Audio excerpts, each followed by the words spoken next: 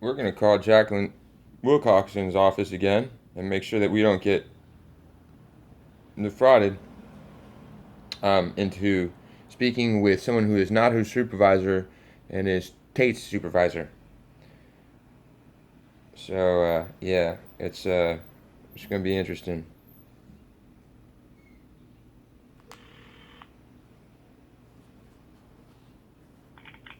Good morning, Jacqueline. Wilcoxen office. How can I help you? Hi, good morning. It's Aaron Fanning. It's recorded. Yesterday, I asked you to speak to Jacqueline's supervisor because I've been desperately trying to get some support and solution here. Last week, Jacqueline acknowledged there's severe issues. You yourself acknowledged that Carol Sobel owns both St. Joseph's and Venice Community Housing, which causes the conflict of interest, putting me at risk and leaving me at risk. They have copies of videos of me getting assaulted and threatened. They have gotten copies of proof that I filed a grievance even in December 9th on the first appearance, not trying to do anything against DMHLA, trying to make sure that they had a valid, true understanding of what the situation was so that we could engage and that I could have services and be helpful, helped and safe. Unfortunately, what you did yesterday, instead of giving me her supervisor, I got transferred to Tate's supervisor, Nick Holt. Nick Holt tried to defraud me yesterday. He lied to me and said that, oh, no, Tate's not homeless outreach. Oh, no, it's okay that he was doing what he's doing. No, it's not. Well, it is, it isn't. Well, Nick also wouldn't give me his contact, and Nick, as a professional, is so incompetent, while acknowledging that he's seeing videos of me being threatened, I'm in distress, that there's videos of his employee Tate witnessing me being threatened in front of him, me begging for help and intervention, and doing nothing for months. So what he ended up doing, he got upset that I looked him up online because that's how I found Jacqueline, and I wanted to verify that he's her supervisor, which he's not. He ends up being a homeless outreach supervisor. And the only contact I could find for him was his personal private practice that he somehow thinks is somehow inappropriate for me to have dared use that because it's outside of his full-time job. Well, it's the same profession and your first reporters. I'm not trying to be upset with you. I try to be respectful and understanding it's not you doing this to me. But ma'am, we know that I'm at risk. We know that I should not be stuck in a situation where I have no access to an advocate that is ethical, that is not compromised, and didn't defraud me in the contracts to do that. All I asked for originally when you guys approached me is I really thought that, yeah, possibly they're like, cool, maybe they're going to help me out. Maybe I can finally get the services that I've been begging, and I filed a grievance in July when I was abandoned. And instead, I have Tate playing games trying to compromise my housing. For what? So I would like to please be put in contact with Jacqueline Wilcoxen's boss and Nick Holt's supervisor. And if you can't put me in contact with them directly, I would like to have their contact information because Nick Holt, in his email response to me, has left a threatening tone of I better have good luck. Yeah, I don't know what he's talking about. While I was on the phone with him yesterday, officers were responding to me, and he somehow thought that that was going to be a solution, and that's the intervention, and everything's solved. And he also thought somehow I was going to be scared of the officers that were responding. Why would I be? I called them. I'm accountable. I'm responsible. I'm not doing anything I'm not supposed to. I've been trying to make sure that I was able to comply with programs. I have video from April of the St. Joseph's psychologist asking me at my own home, is surprised as shit to see me, going, are you even enrolled in our programs anymore? I ask her, I don't know. I haven't seen you since November of 2018. She's like, she's like, how are you here? I was like, I don't know. I have a grievance open with Christopher Jackson, Mandy Summers, and, all of the management since July. I don't know what's going on. They keep refusing to respond to me, and they keep asking me to just start new grievances. So I'm in a position where I've had my life at threat. I have PTSD. I don't have a bathroom door. from September, because the first time I asked for help reporting from my social services provider, yeah, they were lying to me and telling me they're trying to help me report the threats and danger that I was in living in Venice Community Housing's property. And instead, yeah, no, they didn't want to do that for their boss. And in the eviction that has no mention of Section 8 or programs, the one that Tate decided to show up and he was going to speak from the gallery to an open courtroom, making the allegations that they have a treatment plan for me, plan for placement, and a plan for medication. For the first time, he brought Oppenheimer to meet me at a hearing that was announced 3 hours before, that's caused severe issues with the court administration, where they can't even respond because no one can explain how they got there and what they were doing talking for Venice Community Housing. Well, Venice Community Housing, in that eviction, yeah, both of the people that claim they were associated with me from St. Joseph's are the people that are trying to evict me from Venice Community Housing, making allegations about disclosures coming from a Sufjan who, in one side of a contract, kind of claims to be my mental health care provider for St. Joseph's, while Stacy Burmaster still fulfills it and puts her credentials in for Venice Community Housing. So Venice Community Housing was getting dispersed funding it is not entitled to, and it cannot even give me programs or treatment because it's not a participant in the plan, and it isn't even a partner with you, like they've lied to LAPD, thus endangering lives. The last tenant in my unit died in an arson, and my worker at HACLA on July 22nd told me that I needed to move. The last tenant in this unit was murdered, and that the contracts that I have, she doesn't know why I have them, because they were voided out weeks before they were presented to me. I need help and I need intervention. I didn't do anything wrong. Carol Sobel's not going to be able to help the world or do anything positive and constructive and, oh, this is going to rectify later. What they've done is they've gotten used to you guys being willing to cover their asses. For what?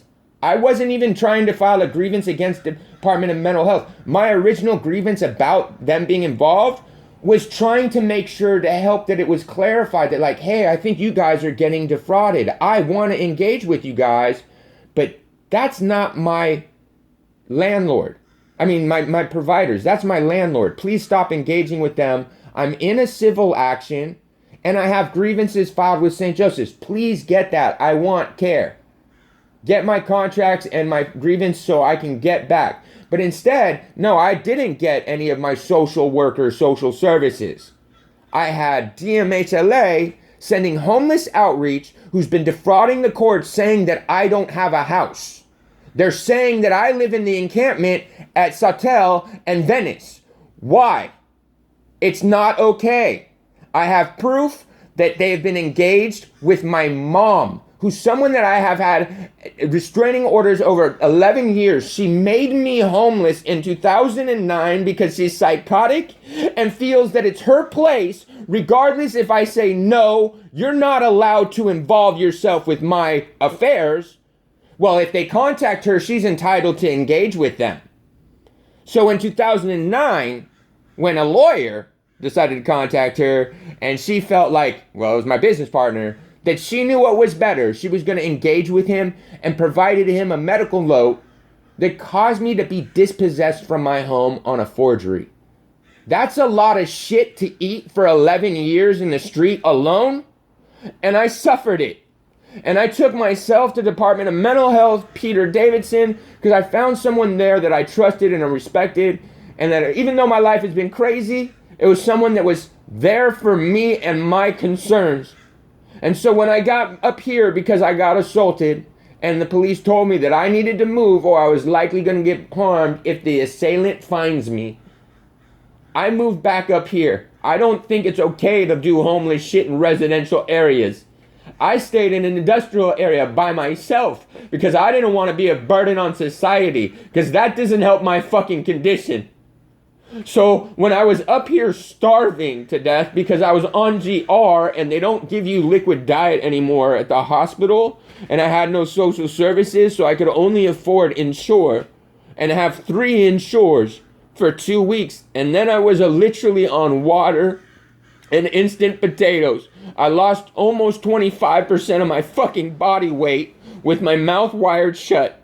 And all I was looking for was I was trying to find some help and knowing where I could park safe because I didn't have a license, but I couldn't engage. I was vulnerable. I couldn't engage. I don't engage with homeless people, but I'm very vulnerable, and I was scared to death to engage with police because, addition to my already PTSD from my negative contact, I just had more PTSD with cops telling me I was fucking worthless and it's okay to be assaulted, nearly killed, and fucked with and told to go away. You're not worth it.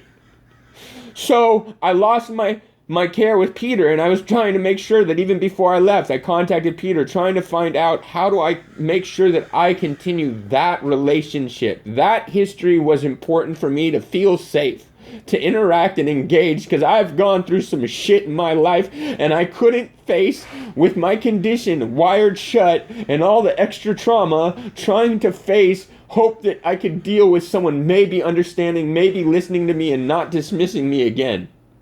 And what did I get when I got here? They took advantage of it. They never got my records. So the one time I saw the psych, Caroline, the one that asked me if I've been programs, I was sat down with my social worker there also, writing down fucking notes. And then I kept talking about Peter. Oh, and she's like, well, what do you want? I was like, well, I really would like to have a relationship I have with Peter. I really respected Peter. I felt safe. I felt like he understands me, that I wasn't being questioned, and presumed that I'm, something else. It's important for me for that history that I, on my own accord, established and had maintained for like 5 fucking years. Because I was trying to build some kind of a positive record of care for myself, and that I'm doing right. And what happened is Caroline looked at me super concerned and is like, who's Peter? And I had been staying in a hotel that they had me in that was filled with 15 other of their clients, that most of them were severely psychotic, like the microwaves were talking to them psychotic. And I panicked and I go, wait a minute, did you get my records from DMHLA? And that's when Stephanie, the social worker, says, oh no, they refused to give them to us. And I go, no, that doesn't happen. And then I gave you guys the release. I can contact him. He's given releases before. Absolutely not. I'm not engaging with all this trauma. My mouth's wired shut. I can barely fucking talk. My jaw's in 5 pieces. No, I don't want to try to get assessed off of my condition right here without my history, because I grew up in Scientology and I have big aversions to psychiatry, and I want to feel fucking safe. Heaven forbid I felt safe on approach. Well, that's what they promised me. And instead, they realized they super fucked up in November, and I'm in a place with a contract that's not even real. And I've been here for a fucking year as they've tried to scare me away. Could I please get some help? Could I please make sure that I have a social worker to even know what I'm supposed to do? No, everybody's telling me to sign up with the Department of Mental Health. Why? I have contracts that you guys know put my life at risk. The last tenant died. The last tenant tried to hang himself out months before that. Why didn't you guys intervene? Oh, that's because they didn't want to report it, because they didn't want to have fucking records of any problems at their properties. And they're expanding more with this little control. Can you please not endanger not just me, not just my demographic that no one gives a fuck about? How about the communities?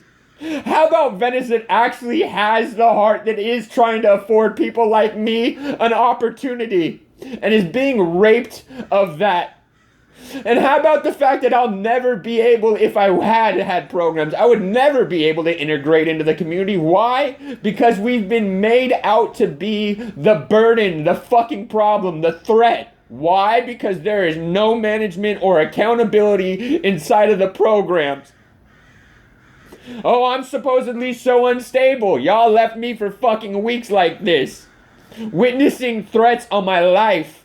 Yeah, no, your guys' job as first reporters is to tell an authority to make sure things are safe.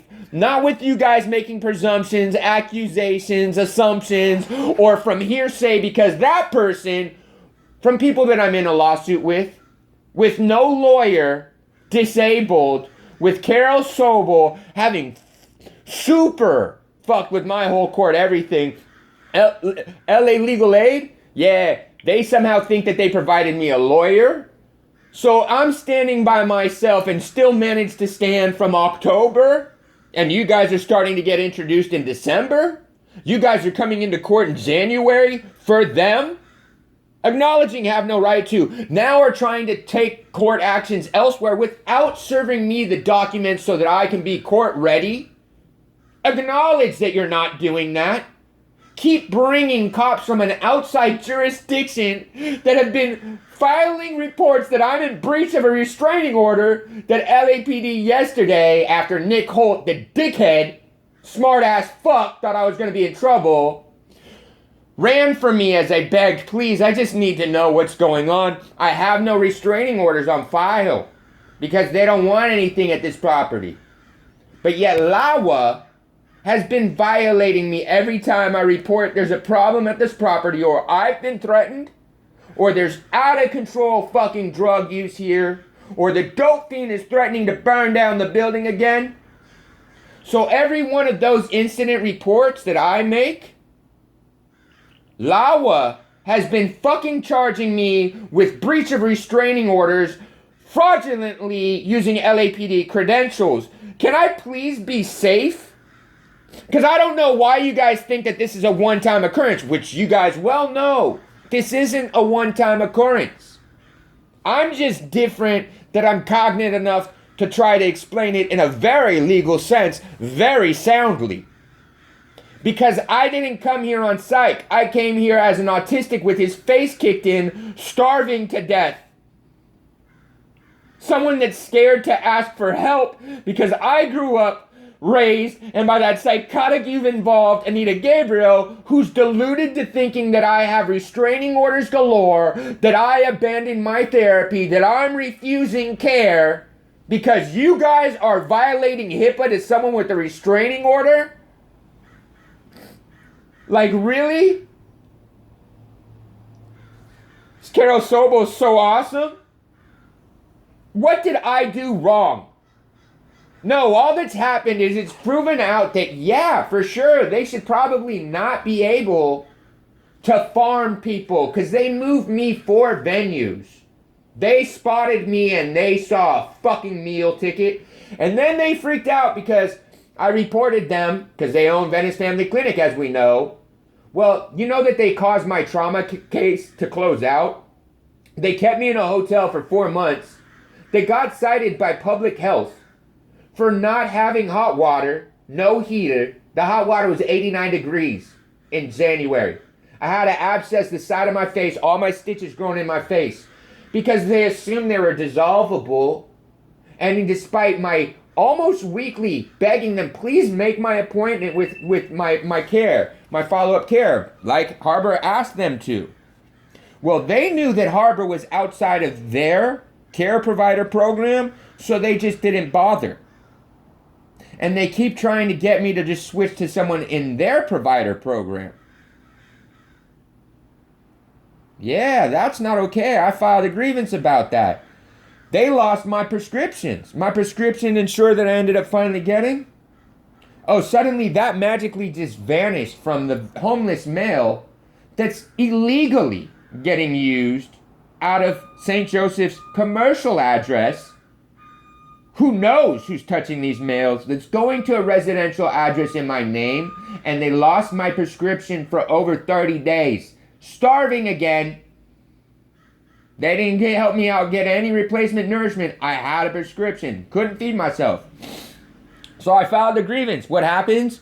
Well, a couple days before Thanksgiving, I don't know if you remember, there was that shooting out in the valley.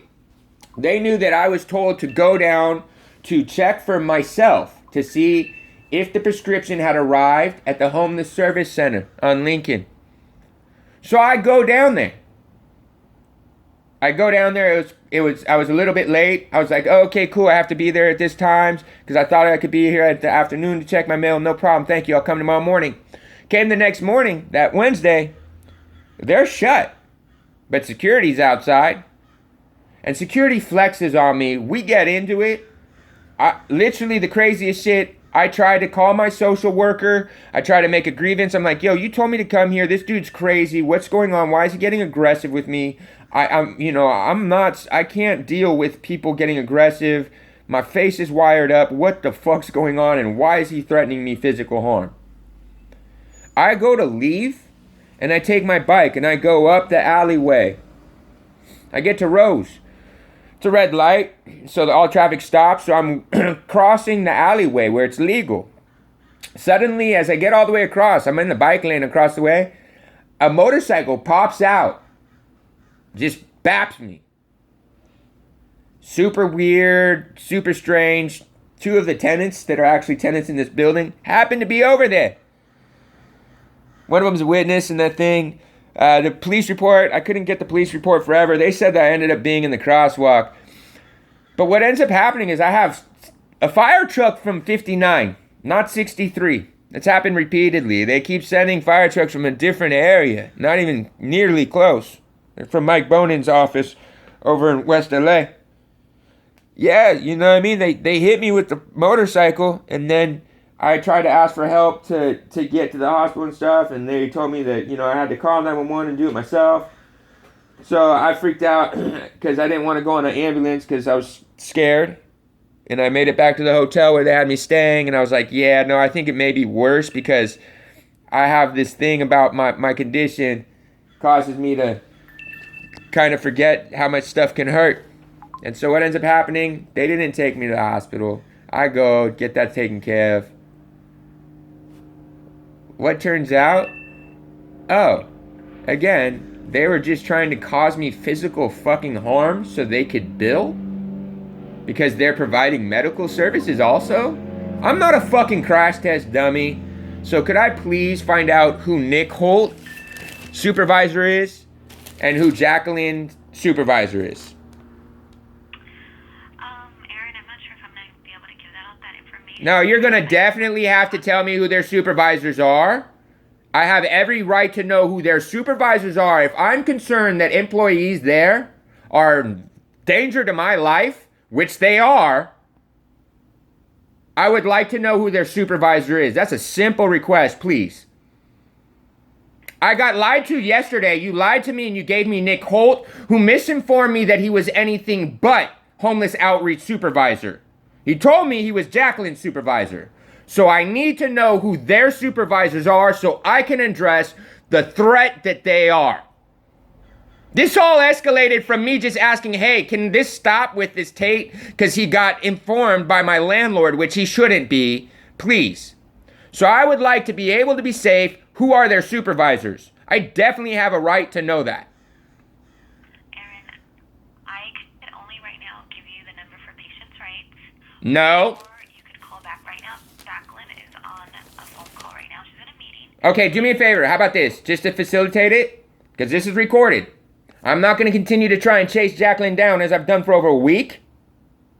I've spoken with patients' rights, as we know. Patients' rights 2 weeks ago recorded on video, promised to assure they were going to take a physical grievance over the phone because they knew that Miss Wells walked my other one back from December. I would like to be safe. I would like an ethical relationship. I don't want to be left at harm and threat because we're now covering up for errors and negligence. So please have her contact me back. Do you need my number or do they have it? I mean, I know she has it. Nick's got it. Give me your number, Aaron.